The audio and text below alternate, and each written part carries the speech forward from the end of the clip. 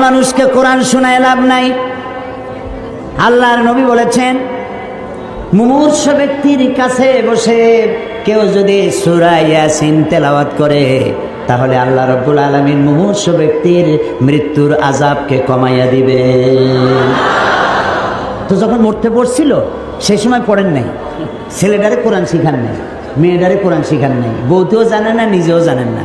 মরে গেছেন, মৌলভী সাহেবদের মৌলভী সাহেবদেরকে আনিয়া, ভাড়া বললাম না, শব্দটা বেয়াদবি হয়ে যাবে, তাদেরকে নিয়ে আসছেন, আনার পরে ওনারা তেলাওয়াত করলেন। এখন বলছেন ওরা তো ছাত্র মানুষ, হেফজখানা থেকে 20 জন ছাত্র নিয়ে আসছেন, ছাত্র ছোট মানুষ।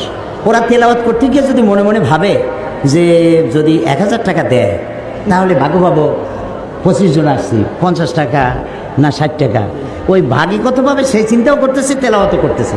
তো সে যখন ভাগে পাবে কত এই চিন্তা করে তেলাওয়াত করতেছে, আল্লাহর কসম কোনো সওয়াব হবে না। তো কোনো সওয়াবও হইল না, মুদ্দারেও শুনল না, মেহনত বরবাদ, গুনাহ লাজেম, কোনো কাম হইল না। মরা মানুষে কোরআন শুনবার জন্য কোরআন আসে নাই, জিন্দা মানুষে কোরআন শুনবার জন্য কোরআন নাজিল হয়েছে। সুবহানাল্লাহ।